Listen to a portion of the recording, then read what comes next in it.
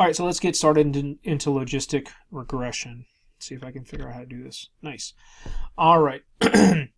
So yeah, the first couple of slides of this are going to feel a little reedy. You know, I'm going to be just reading off of the slides, and I'll try to elaborate a little bit. But there is just a ton of information on the slides that's, relevant here. So regression classifies, using a predictive model, the probability of an occurrence of an event for classification. Okay, so all that's really saying is that at the end of this sort of regression model, what it's doing is it's spitting us out a probability of a certain event happening. Okay, it is a generalization of linear regression to a model with a categorical dependent variable y. Okay, so the reason why we get a probability at the end of this is because we have a categorical dependent variable. All right, and so basically what's happening, as opposed to us predicting in like multiple linear regression or like simple linear regression, where we would have like a bunch of continuous independent variables, and then we're predicting another continuous dependent variable. In that scenario, we would have like an equation that comes up that then spits us out a number. Okay, this is going to be something that's spitting us out a likelihood of being in one of the classes of the categorical variable. All right, and if that sounds too theory-based or too spacey or whatever, I think it becomes a lot more obvious when we get into the problem of what we're doing. Okay, with the categorical variable, remember you're going to have a yes or a no. You know, you're going to have groups, and you're just assigning probability of something being in a particular group based upon the inputs that you're putting into it. Okay, and those inputs are all going to be continuous as well. All right, so using independent variables, it predicts the y value as probability or membership of a case to be one of the predefined categories. I just talked about that. And then this is just a popular supervised data technique. Okay. All right, so the goal is predict which class a new observation will belong to, or simply to classify the observation into one of the classes. Okay, and I think this in-class assignment that we're doing is a binary example, just like this slide is talking about. Yeah, it's going to be a binary example. So at the end of the classification, or the number of options in the categorical variable are just going to be 2.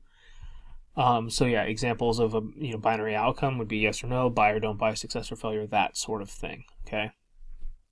And it just gives us some more yes or no sort of binary classifications there. And here are some examples.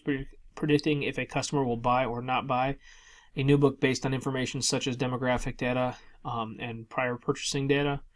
In a telecom industry, classifying customers as churning or not churning, predicting the probability that a customer will stop using our service and move to other service providers. Yeah, and you can read the last one. All right, so this is a 2-step process. The first step is to estimate the probability of belonging to each class. Okay, and then the second is determine and use a cutoff value on the probabilities in order to classify each case in one of the classes. Example, a cutoff of 0.5 means that cases that have an estimated probability of y equals 1 are greater than 0.5 and belong to class 1, and cases y equal 1 less than 0.5 belong to class 2. We can change the cutoff value to adjust how we classify if the probability of an event is low but important. Yeah, so and we're just going to stick to this 0.5 classification. Basically, like at the end of this, we're going to be drawing what's called a sigmoid curve. You're drawing a line through the data, and it's going to give you it's just going to partition the data into more likely or less likely. Okay. All right, and then we're going to talk about build a logistic regression model, and this is, I guess, more mathy than is important to get, but we'll talk about it. And then again, I always think it's better to like learn what these terms mean when you actually use them. So for instance, this thing that you see, odds ratio, I'll read off the definition and whatnot, but ultimately I think it's going to be um, a lot um, a lot better to just actually look at like an odds ratio or a unit odds ratio and talk about what that means, and we'll get to that in the example. All right, but so yeah, the dependent variable is transformed into a logit. This is done because the original value can only be a 0 or 1, meaning that this is talking about the binary nature of what's going on here. It either is or it isn't, like this prediction of the categorical variable. The logit is a probability and can be between 0 and 1. This is how we can make our prediction. All right, the odds ratio is important and is defined as the ratio of the probability of belonging to class 1 to the probability of belonging to class 2. And then you can see that the probability of belonging to class 1 is P, and that's divided by the probability of failure, 1 minus P. Okay, and then it just says, note the distinction between probability and the odds. The probability of being in class 1 is 0.5. The odds of being in class 1 is 0.5 over 0.5, which is equal to 1. Okay. All right, so now what I want you to do is go on to Brightspace. We're going to get into the class example and go to week 10, Logistic Regression. Okay, so pause the video and go to week 10 Logistic Regression, and then go ahead and download download the Universal Bank class exercise and the Universal Bank data sheet. Note, the only thing that we're not going to use that's on this page, or I guess that you don't have to use but is supplementary, is this FA17 Bleiler Logistic Regression. This is just Professor Bleiler's notes for logistic regression. We're actually using a different set. We're using 9 logistic regression. So this is supplementary material if you want to use it or if you want to look at it. But yeah, so we're going to be, we're obviously in this PowerPoint, and then we're going to be using these two pieces.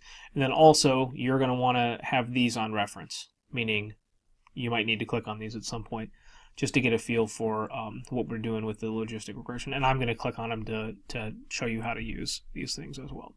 Okay, so now that you've downloaded all that, good. If you haven't, like I said, pause. All right, let's get back to it. All right, so now you can go ahead and read through this. This is our in-class exercise, and I'm going to continue on with the PowerPoint slides and work through it that way, but you can read along correspondingly with this document as well. You might want to print it off as well. Okay, background: a relatively young bank is growing rapidly in terms of overall customer acquisition. Majority of these are liability customers with varying sizes of relationship with the bank. The customer base of asset customers is quite small, and the bank wants to grow this base rapidly to bring in more loan business. Specifically, it wants to explore ways of converting its liability customers to personal loan customers. So the business goal: a campaign the bank ran for liability customers last year showed a healthy conversion rate of 9% successes. This has encouraged the retail marketing department to devise smarter campaigns with better target marketing. Analytics goal: to model previous customer behavior to be able to predict customers are more likely to accept loans. Okay. All right. So data mining step 2, obtaining the data. And we obtain the data, and you can probably go ahead and load that into Jump.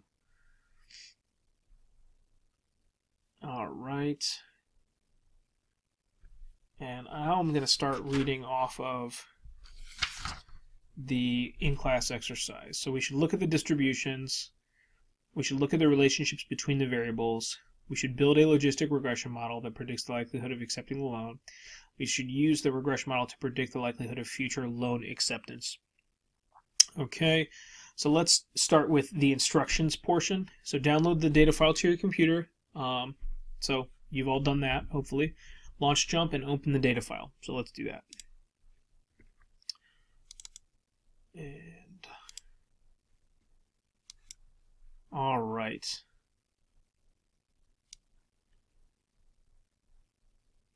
Okay, so all right, this should be good. Good enough, we'll say. So I have launched this, so that's good. Fill in the data types continuous or nominal or continuous in table 1 of this document. Use data type nominal if they are categorical and continuous if they are ratio data. Okay, so you'll turn to page 2 of your worksheet. And we want to look at customer ID, age, experience, income, the whole list, and we will talk about what they are. So if we look inside of Jump, everything is coded in blue, which means that everything is labeled as continuous. So that's not good, because assuredly not everything is continuous. So let's get back to our worksheet here, and we just want to run through this list and figure out what is actually continuous, what is actually nominal. Okay, so customer ID, that's obviously going to be nominal, right? It's not measurable. There's no ratio value to it or anything like that. It's just an identifier of the customer, so that's nominal. So we'll switch that to nominal when we get to Jump. Age, that's obviously continuous. It does have a ratio quality to it, right?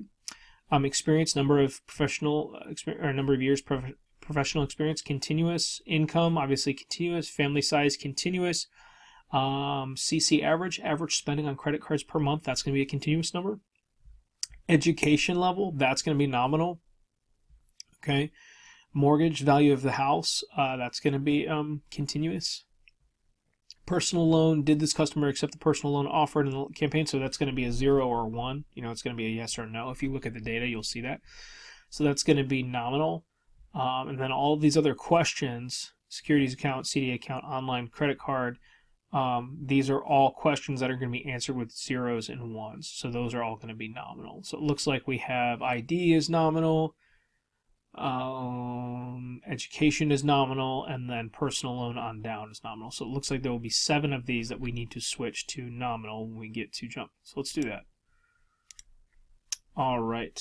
So we right click on the column or on the name of the variable, and we switch it to nominal. Okay, education, nominal.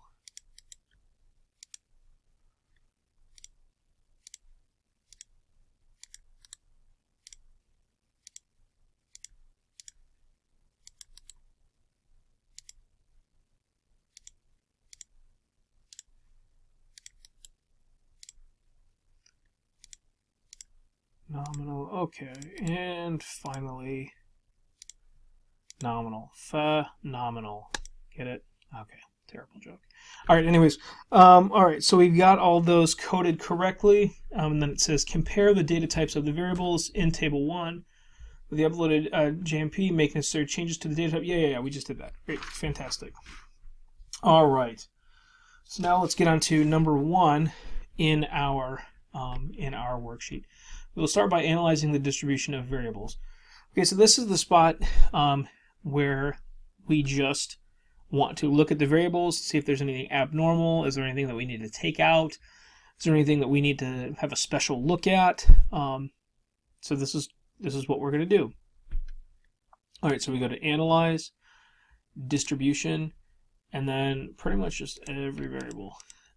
Everything, I think, except for ID. ID is not important, right? There's not going to be any discernible knowledge that you glean from ID. So we bring all of those over to the Y columns. The Y columns. One thing I did want to note, that when you're working on this, the way that you can grab all of these in the way that I just did is when you click on them, just be holding the control button. If you just hold the control button down, that's how you're going to grab all of them, and then you just drag them all. So that's that. But anyways, once we're done with that, we hit OK. All right, and so we get all of our stuff here. And you guys know how to do this. I mean, we've done this a ton. But yeah, this is just going to then be visuals and statistics on the different variables that we have, right? So we just want to look, is there anything that is abnormal? Is there anything that should be considered outliers? So with education, I mean, no, this is just dividing groups into, I think it was undergraduate, graduate, and like advanced degrees. So that looks fine. Mortgage, that's interesting looking. Maybe we come back to it. It's clearly, and if we look back at our variable, we look back and see that mortgage was defined as the value of the house mortgage, if any, and that's in thousands of dollars. Okay, so this kind of makes sense. We've got a ton of people who have value like still left on their mortgage, meaning they still have money to pay off on their mortgage, and then there's just a slew of people that have paid it off. And so I think what you would like, your natural reaction is like, oh, shouldn't this just be sort of either like a normal distribution or like kind of evenly distributed? But I think the answer is no, and it's because once you pay off the mortgage, it's not like you continue to pay into it.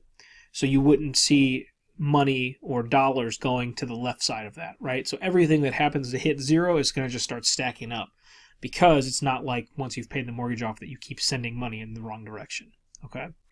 So I think this is fine. These are considered outliers by the box and whiskers plot, but they're clearly just not outliers. They're clearly just part of the data. We just have data that's severely skewed to the right, okay? Personal loan, yeah, there's nothing really to see here. These are just statistics on, these are just counts and probabilities. So I think we are good. So I think everything looks good here. So number one, we can kind of just check off of our list, and so that's great. So I'm going to go ahead and I guess I'll save the script. So we'll go up to our top red flag and then just save script to data table, and I'll just put number one. And then I'll just say analyze distributions. All right. And then X out of there. Okay, so that's good. Then, number two, to access the relationship between the dependent variable and the other nominal independent variables, we will use a contingency analysis to test for independence. Use the chi-squared test to explain whether the two variables are dependent and in what way. In other words, what is the nature of the relationship between the two variables? And then this says analyze fit y by x. Okay. All right, so let's go ahead and do this. So we hit analyze fit y by x, and we are going to put our dependent variable. Does everybody remember what our dependent variable is? If we go back to the front of the sheet of the paper, what is the goal? The goal is to obtain personal loan customers. Okay, so personal loan, this column right here, personal loan is that's our y, that's our dependent. So we want to know, how do we obtain ones in the personal loan? Okay. All right. And so what this is wanting us to do is to look at how the categorical variables relate to this. So the categorical variables, again, that we're going to use are the relevant ones. This would be somebody's education, and when I say the relevant ones, I just mean everything but ID. We don't want ID because that just is a descriptor, not something that would be a predictor in terms of whether or not they get a loan. So we've got education, securities account, CD account, online banking, and credit card. And we include those bottom four because we want to look into to see does the presence of having one of those accounts give us a greater likelihood of actually obtaining a personal loan. Maybe those types of customers obtain personal loans more so than not. That sort of thing. Okay, more so than customers that don't have that particular account. So we'll go ahead and hit OK. And we're going to run it. So, stack. Where is stack at?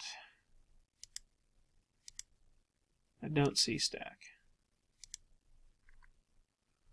Well, I guess we're just going to look at it like this. All right, so what this is doing, what you should have on your screen, so you'll see more than I have pictured here. I just have two of them pictured. But what we're seeing here is probabilities of so what we're seeing here is probabilities of obtaining a personal loan, okay, given different cases, so different education levels. So if we look at just this mosaic plot, so this mosaic plot up here gives us the probability of obtaining a personal loan, okay? So blue is the probability of a 1, right? So we see this over here. Blue is the probability of a 1, and red is the probability of a 0, meaning and 1 for a personal loan is yes, they have obtained a personal loan, and 0 is no, they haven't obtained a personal loan. Okay, so what we want to look at is there any difference amongst these classes, amongst what happened? So remember, education 1 we consider or is undergrad, education 2 is graduate, education 3 is advanced / professional. Okay, and we see that with 1 we have a probability of 4.4% of obtaining a personal loan. With education 2 we have a probability of 13% of obtaining a personal loan, and with 3 we have a probability of 13.7%, so advanced degree of 13.7%. Okay, and then what else did it ask us in this question? Use the chi-squared test to explain whether the two variables are dependent and in what way. All right, and then we want to look down at our chi-squared test, and we see that yes, they are dependent. Okay, and we see that just because our probability is less than our alpha value. Okay, which we can kind of surmise is the case just based upon the fact that we have 5,000 data units, and with education level 1 it's very, very small, and with education level 2 there's clearly a distinct difference. It goes from 4% to 13% when you move up education levels. Like that in and of itself should signify to you that that there is actually some difference. But this chi-squared test is actually just formalizing it, okay? All right, and so then it says more customers accepted a loan that also have an advanced degree. The odds that someone accepted the loan went down if they had an undergraduate degree. And we just kind of talked about that, okay? So if you wanted to look at some of these other mosaics, we have probabilities that are less than or that are not significant, meaning they're not under 5%. So we wouldn't say that there's a significant relationship between having a securities account and obtaining a personal loan, and we can see that with the mosaic plot. Like probability goes up only a little bit by actually having the securities account. We now look at the CD account, and yeah, this is significant as well, right? So we have something that's less than 5% in our chi-squared test, all right? And then if we want to look up here at the mosaic plot, this kind of gives us a very, very interesting look at things. Okay, so if they don't have a CD account, if they don't have a certificate of deposit account, they have a probability of 7% of obtaining a personal loan. And if they have a CD account, they have a probability of 46%. So this might, at the end of the day, say, hey, maybe we should market to these CD account owners, that sort of thing. Okay, and then if you wanted to look at the last one, look at that mosaic plot, there's hardly a difference at all. Okay, so, and I mean, then you can look at the probability greater than chi-squared, and it's not even close to significant. Cool? Cool. Awesome. All right, so let's save our script to the data table. So I will say number 2 and chi-squared mosaic. All right, so that's fantastic. All right, now let's move on to number 3. Number 3 is more of just a small task. than it is like something that we're doing. This is just showing you how to change the value ordering in order so that when we run our logistic regression, we get the right variable, we get the right outcome on top. Okay, so it says use value ordering. So this is number 3 on your worksheet. Use value ordering to make sure the positive outcome for personal loan is the numerator of our odds ratio.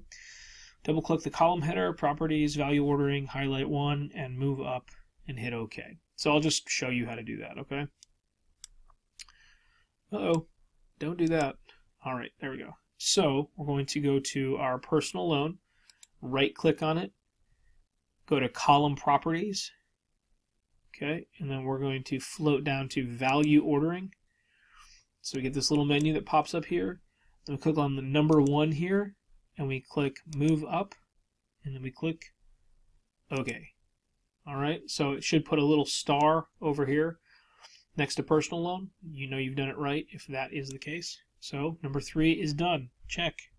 Move on. Next. Okay, so number 4, to access the relationship between the dependent variable and continuous independent variables, we will use a simple logistic regression, meaning this is just relating to one variable. That's what the simple means.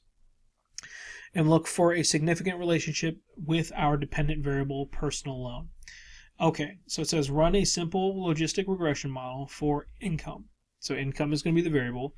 Add colors for the row legend to show yes versus no on the graph. Look at the whole model test to see if the model is significant. Interpret the unit odds ratio, and then it gives us an example of that. Okay, so let's do that. So here's what I want you to do. Go back to Brightspace. Now we're back at Brightspace in week 10. And then look up this PDF. Let's look at the simple logistic regression. Okay. So this is our manual supplied by Jump, and then it's going to just tell us how to do this. From an open Jump data set, hit Analyze Fit Y by X. Click on the categorical variable and click and put that into the response. Number 3, click on a continuous variable and click X factor continuous. So we have our categorical and Y, our dependent. Our 1 independent variable. Oh, and my kids are home, so I'm going to pause it. Okay, and we're back. Sorry, the kids just got home and were yelling and screaming, so sorry if you heard that, but you might still hear them in the background. I'm just not going to worry about editing that out. Yeah, so where were we?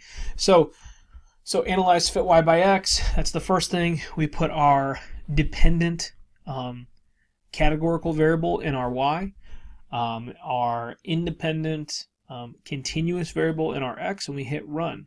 Okay, so it shows us how to do it. It tells us how to do it here.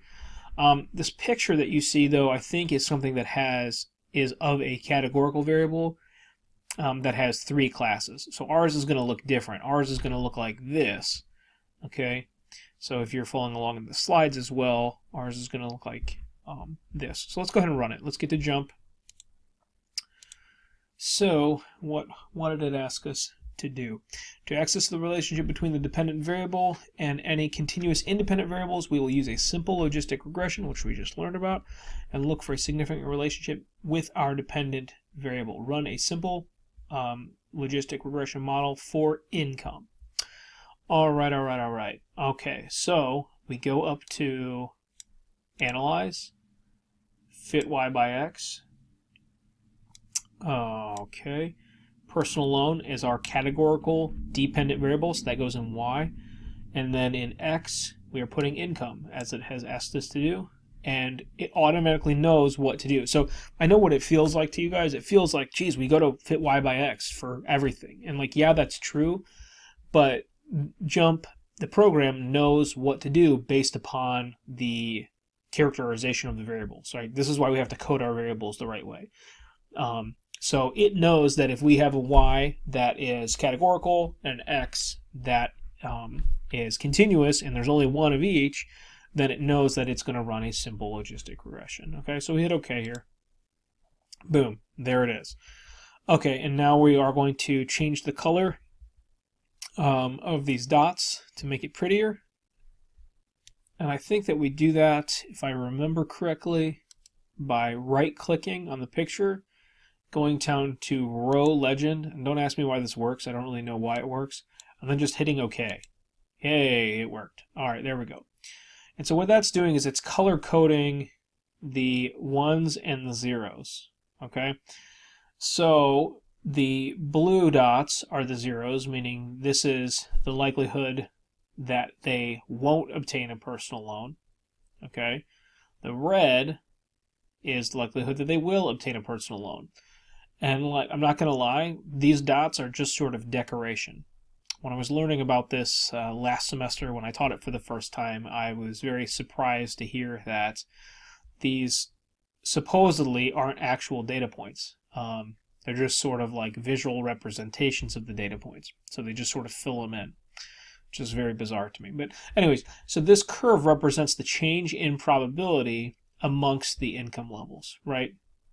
So if we were to just look at this without getting into analyze-y or anything like that, to look at an income level of 130,000, so 130 right here, we would just kind of scroll up to this line, and we would see that, not row 4594, we just want to see where this is at from, like, in terms of probability. So it's at like roughly 25%. So this is all this is to say is that somebody with $130,000 income in our data set would have roughly a 25% chance of being a personal loan customer. Okay? We see that as income goes up, the likelihood of having a personal loan also goes up. Okay? And it goes up with this curve. Okay. What else does this do? So we've added the colors. Look at the whole model test to see if the model is significant. So the whole model test right here. Is it significant? So it's running a chi-squared test on it. And we just are checking to see, is this number less than 5%? And the answer is yes. So we are basically saying that, yes, there is a significant relationship between somebody's income and somebody's personal loan. Okay, and we can kind of tell, like, you know, like, we don't really need the whole model test to, like, tell this. You can tell based upon the severity of this curve.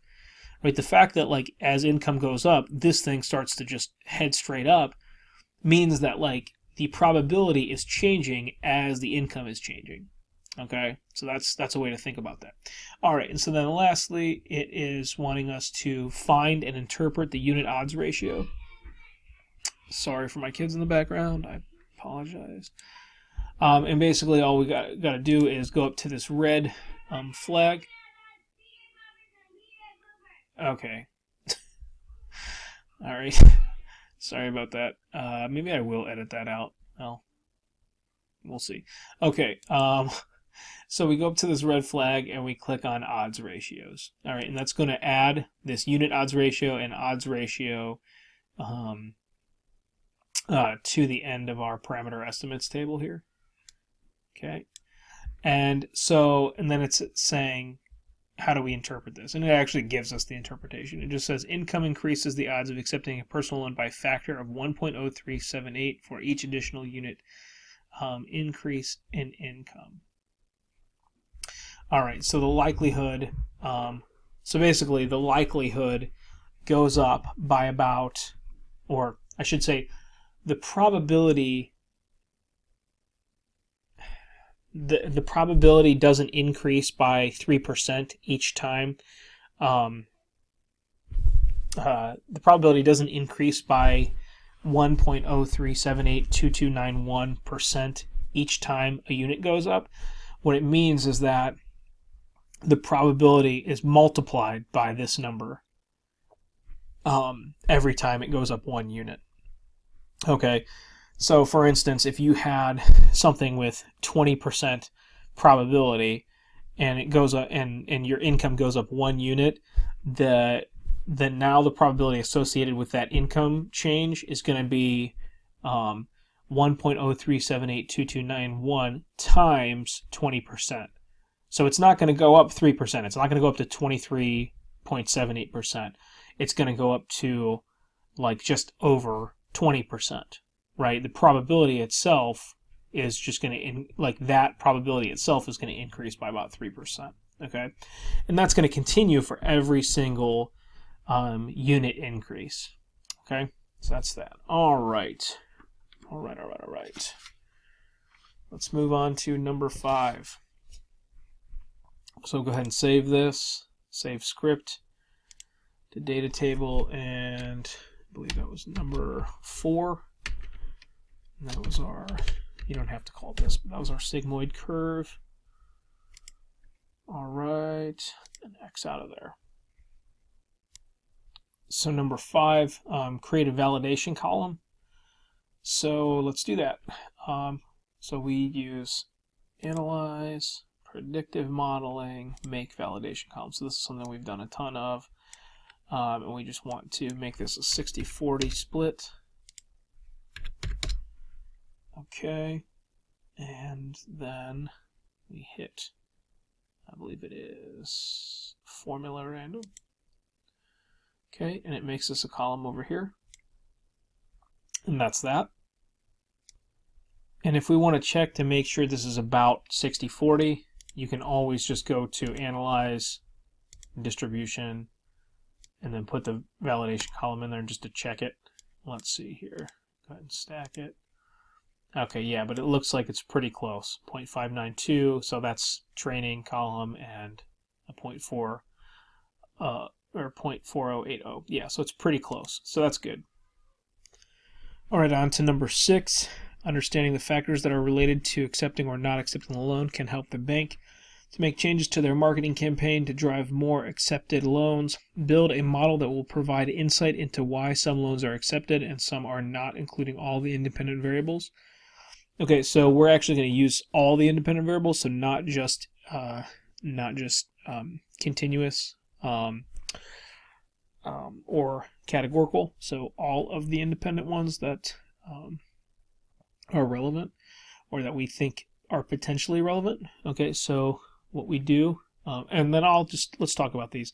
So what we'll eventually end up doing is looking at this fit model test to test, or sorry, the whole model test to tell whether or not this model in and of itself is significant, or R-square. This is what we had learned about. So this is going to be the explanatory power of the whole model. So the amount of variation within the model that's explained by the variables that we are using. RMSE gives us a metric of the amount of error in the model. Then there's misclassification. This rate tells us how often we classify the data to the wrong category, and we'll look at that toward the end. And then lack of fit, and this is good if it is not significant. So it's just another test that's used. I actually don't know what test, I actually don't know how that test actually works. I just, use it. But like we want that to be not significant, right? So we want a high probability there. So let's go ahead and run what we should run in number 6 and talk about some of these concepts in there. Okay. Oop. Not the right thing. There we go. So let's run number 6 here. So build a model that will provide insight into why some of the loans are acceptable, blah, blah, blah, with all the independent variables. Okay. So let's run it. So analyze, fit model, and then we're going to put our categorical Y right here. Everything else, age, experience, yes, everything else except for ID and personal loan, because personal loan is our dependent, and validation we're going to put in the validation column. So everything else that is relevant. So ID is because ID is just an identifier.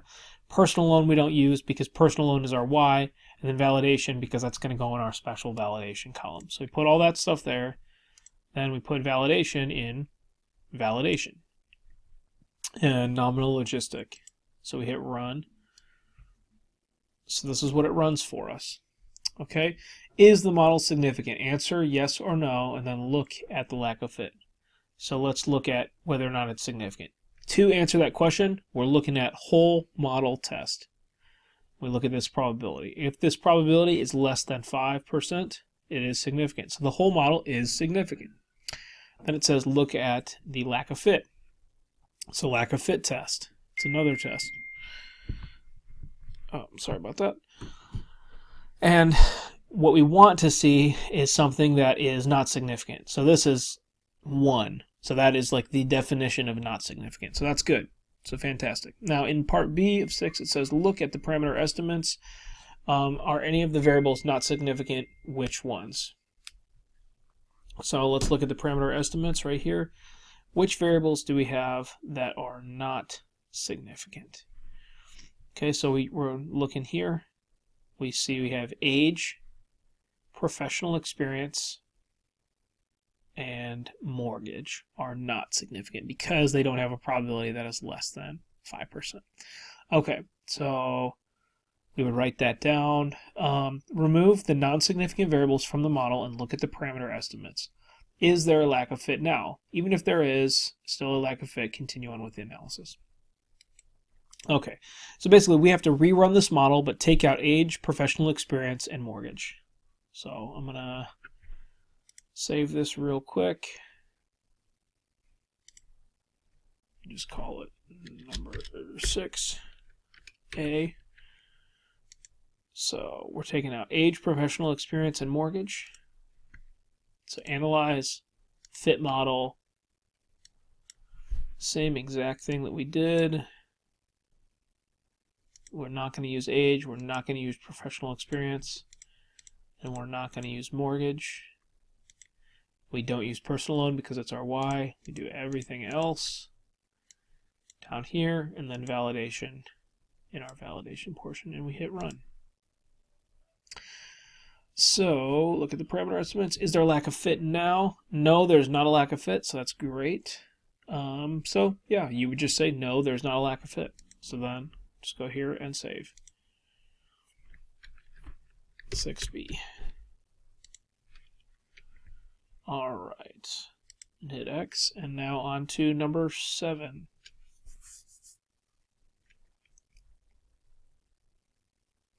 Interpret the unit odds ratios for the remaining variables. Parameter estimates, negative estimates still indicate an inverse relationship. As the variable goes up, the probability of a positive outcome go down. For example, if the customer does not have a CD account, the likelihood of them accepting a loan goes down. Positive estimates show a linear relationship. The bigger the family, the more likely the loan will be accepted. Odds ratio, the unit odds ratio tells us how a 1 unit increase in each variable adds to the prediction classification. Example, family size increases the odds of accepting a personal loan by a factor of 1.652 for each additional family member. So actually, I think I need to open up this again. And we need to add in these odds ratios. Boom.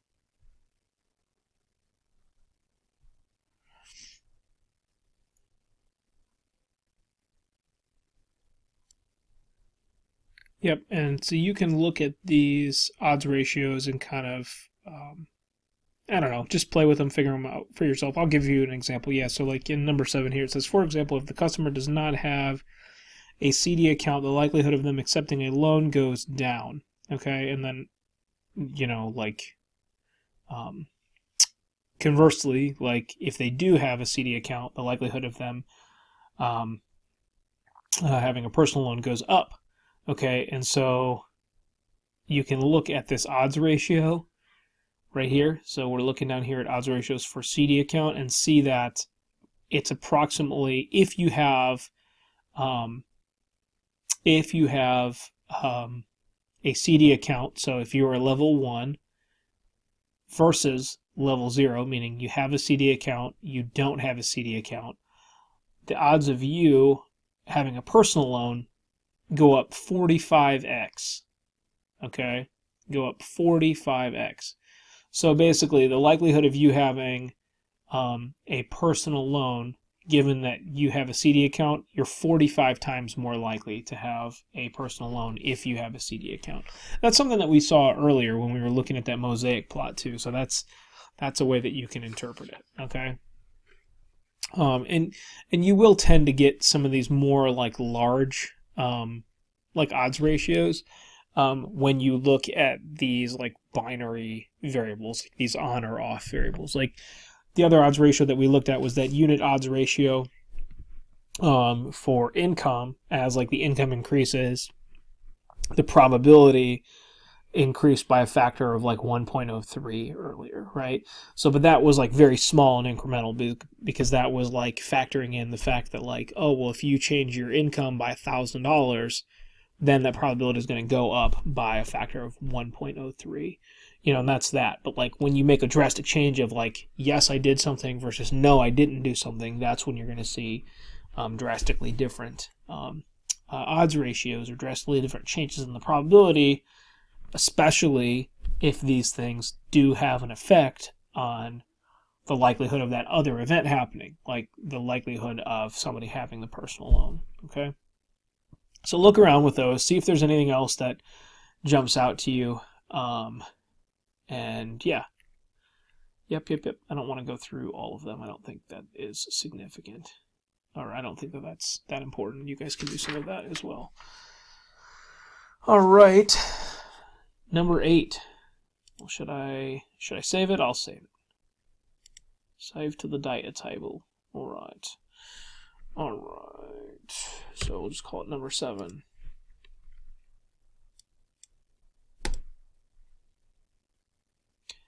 Okay, and so now for number 8, it says look at the confusion matrices for both training and validation.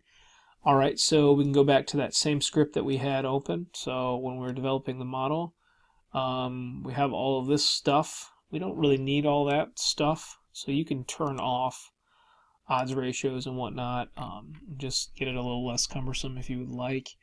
We want to go ahead and turn on the confusion matrix. So we go here to the red flag, and we go down to confusion matrix, and we turn that on. So, jeez. This is not going to work, is it? Nope, it's not. Okay, so I'll have to just move that. So now we see a confusion matrix. So this, more than likely, what I'm showing you on the screen, may not match what you have on your worksheet, and it also may not match what you get when you run it. And this is just going to be because of the training and validation columns, because there's that random aspect to that, okay? Now this is just going to say, so now we just go through this process. What is the accuracy rate for the training data? This is the explanatory accuracy of the model. Okay, and what is the misclassification rate of the training data? And then what is the accuracy rate for the validation data? This is the predictive accuracy of the model. What is the misclassification rate of the data? Okay, so yeah, this will be fairly simple to learn, I think. So let's go back to the slides and see if we can find definitions of this. All right, so here we go. So now that you've run your jump output, so you would run this on your actual data, but we're just going to look at this in terms of like what we have on the slides here, just because it's easier and the math is already done for us. So the explanatory power, or the accuracy, the explanatory power, which is for the training, meaning like this is the data that we're using as like to develop the model, and then the validation is the data that we use to test the model. Okay, so for accuracy, we just want to add up the things that are categorized accurately, okay, over the total. Okay, so we would look at, and you can see the math done over here on the right side, which is fine.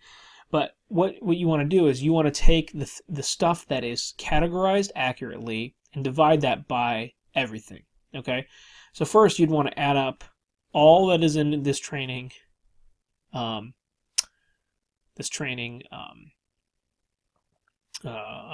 Box, okay? So just add up 180 plus 96 plus 29 plus 2664, okay? And you would get 2969, okay? Or you would get a different number if you're looking at your particular output from jump, okay? But basically, then you're just going to take the numbers that are categorized correctly.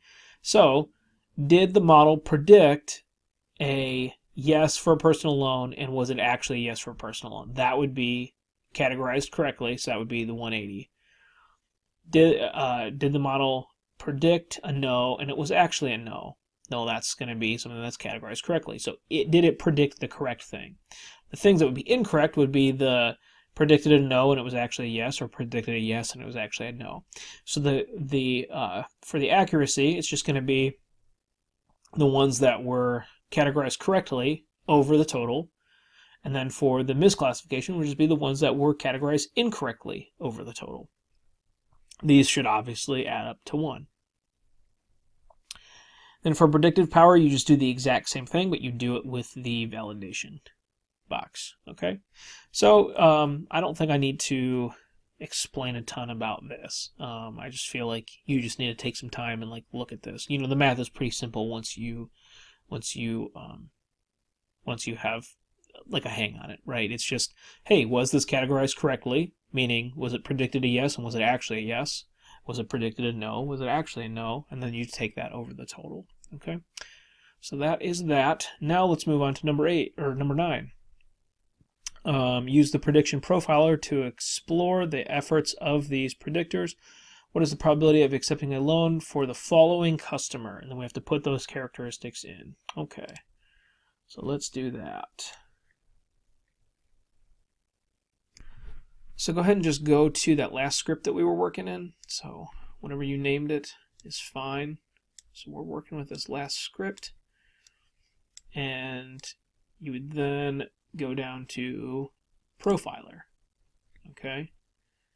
And it's just going to open up this whole big list of profiling things. And all of these red numbers are inputs that you can use. So you want to go ahead and just change these inputs to what it's asking you to do in the problem.